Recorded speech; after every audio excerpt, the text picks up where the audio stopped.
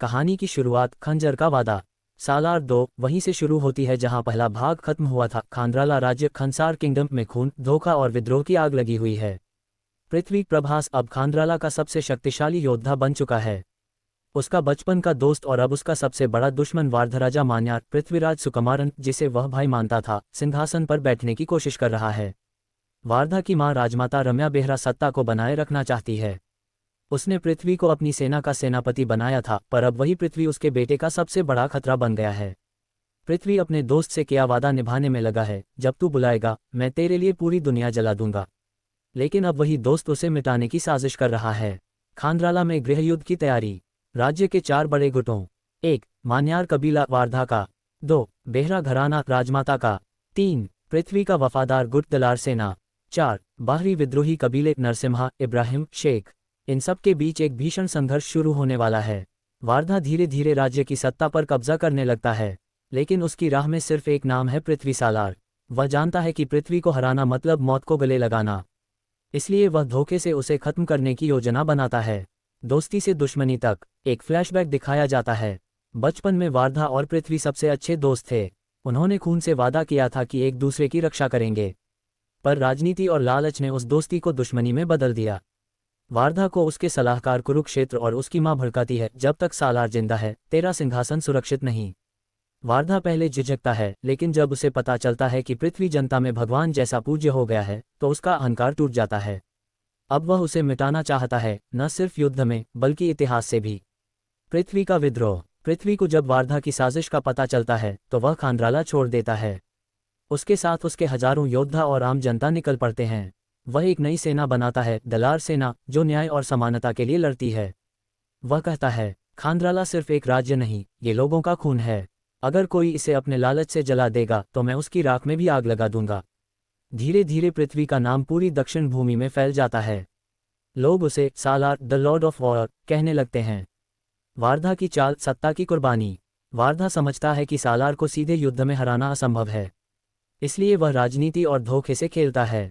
वह इब्राहिम खान, नरसिम्हा रेड्डी और शेख अब्दुल जैसे बाहरी योद्धाओं से गठबंधन करता है। उनसे वादा करता है, सालार को खत्म करने के बाद राज्य तुम बांट लेना। लेकिन भीतर ही भीतर वह सबको इस्तेमाल करने की योजना बनाता है। इसी बीच वार्धा को खबर मिलती है कि सालार ने कर्नूल किला पर कब्जा कर लिया है और अब वह सीधे राजधानी खांद्राला फोर्ट पर हमला करने वाला है। महायुद्ध की तैयारी। फिल्म का मध्य भाग पूरी तरह युद्ध की तैयारी पर केंद्रित है। दोनों सेनाएं युद्ध के लिए तैयार होती हैं। वार्धा के पास आधुनिक हथियार, तोपें और हजारों सैनिक हैं। सालार के पास सिर्फ वफादारी, जुनून और अपनी तलवार। सालार कहता है, युद्ध हथियारों से नहीं, जिगर से जीता जाता है। युद्ध से पहले सालार अपनी मां की कब्र पर जाता है और वादा करता है, मां, इस बार मैं दोस्त नहीं, किस्मत से लड़ने जा रहा हूं। खांद्राला का युद्ध, दोस्त बनाम दोस्त। अंततः खांद्राला युद्ध शुरू होता है। दृश्य भव्य हैं, खून, आग, तलवारें और शेर जैसी गर्जना। सालार और वार्धा आमने सामने आते हैं। दोनों की आंखों में दर्द, गुस्सा और यादें हैं। वार्धा कहता है, मैं राजा हूं और तू सिर्फ मेरा साया था। सालार जवाब देता है, साया जब सूरज से आगे निकल जाए तो दिन नहीं रात हो जाती है। दोनों के बीच भीषण तलवारबाजी होती है। सालार घायल होता है लेकिन पीछे नहीं हटता। वह अपनी सेना को आदेश देता है, जब तक सांस चले वार्धा का झंडा नीचे करो। कई घंटे तक युद्ध चलता है। अंत में सालार वार्धा को घेर लेता है। वार्धा की हार और पछतावा। जब सालार उसकी तलवार तोड़ देता है, वार्धा घुटनों पर आ जाता है। वह कहता है, मैंने जो खोया वह सिंहासन नहीं, एक भाई था। सालार के चेहरे पर भी आंसू हैं, लेकिन उसकी तलवार अब भी खून से लथपथ है। वह कहता है, अगर तूने मुझे धोखा न दिया होता तो आज हम दोनों दुनिया पर राज करते। सालार वार्धा को मारने ही वाला होता है कि वार्धा अपनी मां के कहने पर आत्महत्या कर लेता है, ताकि उसे सालार के हाथों मरने का अपमान न झेलना पड़े। राजमाता का पतन। राजमाता रम्या बेहरा अपने बेटे की मौत के बाद पागल हो जाती है। वह सालार पर इल्जाम लगाती है, तूने मेरे बेटे को मारा, अब मैं तेरा राज्य जलाऊंगी।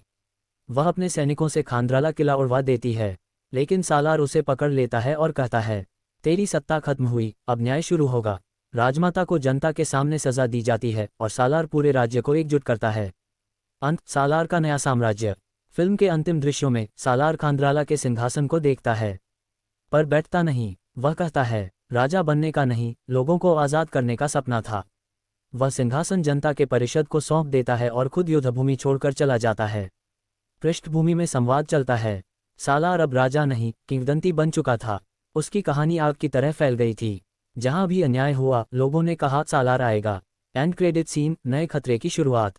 एंड क्रेडिट में एक रहस्यमयी व्यक्ति दिखाया जाता है, देवराज, जो वारधा का छोटा भाई है। वह कहता है, सालार ने मेरे भाई को मारा, अब मेरी बारी है। यहीं से film Salaar 3 rise of Devraj की झलक मिलती है। निष्कर्ष, सालार 2 सिर्फ एक एक्शन फिल्म नहीं बल्कि दोस्ती, विश्वासघात और न्याय की कहानी है। ये दिखाती है कि जब इंसान अपने वचन को धर्म बना लेता है तो उसे कोई ताकत नहीं रोक सकती। पृथ्वी उर्फ सालार नायक नहीं, एक प्रतीक बन जाता है। लोगों के लिए न्याय, वफादारी और अदम्य साहस का प्रतीक।